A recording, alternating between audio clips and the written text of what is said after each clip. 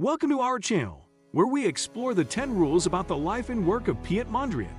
Before we get started, be sure to give that like button a little love and hit subscribe to stay in the loop for future exciting content. 1.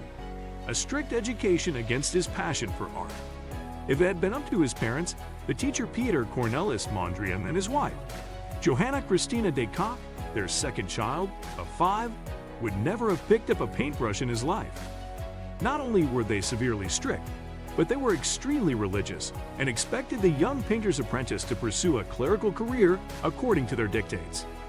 Belonging to the Calvinist Church, a branch of Protestant Christianity, Peter and Johanna insisted so much that Mondrian had to convince them that he would study art to be a teacher. However, teaching did not fulfill him. This conflicted in his mind with the idea of not disappointing his parents. He found the solution by studying theosophy, a doctrine that stipulated that the evolution of the individual begins with his journey, and within that journey art would have its place. 2. From frustrated Impressionism to successful Neoplasticism. Although the works that have made him a reference in the art world are undoubtedly his compositions, focused on geometric and minimalist abstraction, Piet Mondrian has experimented with various pictorial styles until he found the one that catapulted him to fame, Neoplasticism. In the beginning, his painting was greatly influenced by Naturalism and Impressionism, focusing his paintings on Dutch landscaping with a clear reference, such as his compatriot Vincent van Gogh. Later he traveled to Paris, 1912, being impressed by the Cubism and earthy colors of Picasso and Braque, which marked his first initiation into the world of abstraction. In fact, he returned to his country, and in just 2 years he developed a new concept of abstraction, Neoplasticism, a movement focused on a new approach to the plastic arts, reducing art to its minimum expression. This evolution that the Dutch painter experienced can be clearly observed in a series of paintings painted by him that cover the same motive, a tree, but presented in different styles. 3. The political background of Piet Mondrian's work. The development of the new concept of Neoplasticism that Piet Mondrian would promulgate was conceived during 1914 and 1918. A very turbulent time, since World War II was breaking out at the same time. Just as Malevich's art sought a reaction against revolutionary Russia, Mondrian wanted to leave a political message expressed through his works, betting on equality and the unity of society, and despising individualism. To achieve this, he reduced his works to a minimum, using only the primary colors red, blue, white, yellow, and black. Furthermore, to achieve the balance of the composition, he used only square and rectangular figures and linear movement. 4. He was co-founder of the magazine and subsequent movement to Stijl. In 1917, Mondrian met another bustling Dutch artist who also had skills as a writer, designer, and businessman, Theo van Doesburg. Together they founded the magazine De Stijl, the Stijl, through which they wanted to promote a new artistic movement that would unify an international style and work towards the formation of a unity between life, art, and culture. This movement of great ambition would be centered on the primary colors and neoplasticist forms of Piet Mondrian, so that his concept would serve as a tool and could be applied from architecture to production design in all artistic forms. 5. A UNESCO heritage house inspired by the work of Mondrian. It all begins when Truus Schroeder, a wealthy widow from the city of Utrecht, commissions Rietveld, an austere designer who was a precursor of the De Stijl movement, to create an exclusive design for the construction of her new house.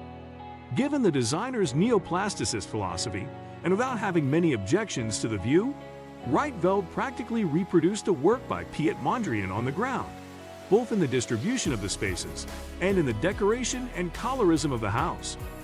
6. The influence of Piet Mondrian in the world of fashion. Now it is easier to see even masks that recreate paintings by the great painter, but its mix with fashion must go back to 1965, where the French designer Yves Saint Laurent turned his Mondrian dress, round neck and sleeveless, into an icon that must be anchored.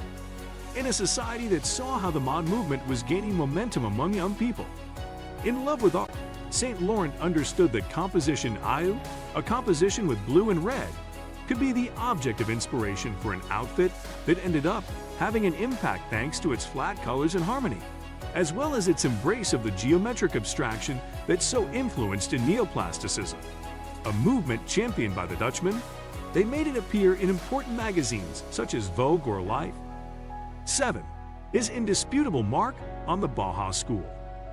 The famous Bauhaus School was a school founded by Walter Gropius that sought coexistence between architects, designers, craftsmen, and artists, in which design was always at the service of functionality. It was in its second stage, 1923 to 1925, in which Mondrian's influence took part in the guidelines of the school, impregnating a multitude of designs conceived at that time with his neoplasticism. 8. The most expensive painting by Piet Mondrian exceeds 43 million euros.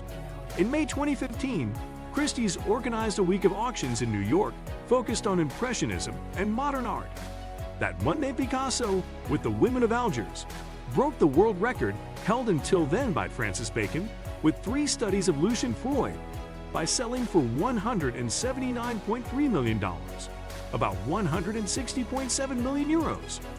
But the same night of that Monday, Alberto Giacometti broke another record with his The Man Who Points in the sculpture category, selling for around 126 million euros and surpassing the previous mark, held by the same Swiss author. Thursday, May 14, was however an indispensable day in the history of Piet Mondrian's work, since its composition number Lily, with red, blue, yellow, and black from 1929, was awarded for $50.56 million, about 43 million euros, breaking a record for the Dutch painter that dated back to 2009, and almost doubling it, as it stood at $27.59 million. 9. A house museum in his hometown to remember the Dutch artist. For 7 years, all those visitors who come to the small town of Winterswijk, in the east of Holland, can enter Villa Mondrian, where the artist lived as a child and explores especially his early paintings until he was around 20. Years that have nothing to do with his most famous paintings, since the artist began in the world of Impressionism until he evolved to his abstract minimalism. In addition, he also keeps some works of his uncle Fritz, from whom he received his first art lessons. 10. Your own board game designed in Spain. Shala Santos, Madrid, 1987, and Israel Sendero, Madrid, 1986, formed the Lama Dice team, which is dedicated to designing board games. Among those games, one of the most praised is Mondrian, a game of dice and cards at the same time. For 2 to 4 players, you have to come up with your own creations, and which, yes, is based on the work of the popular painter. Please support and show appreciation by hitting super thanks. If you enjoyed this video, don't forget to like, comment, and subscribe for more content. We appreciate you being part of our community. Until next time, take care and stay awesome.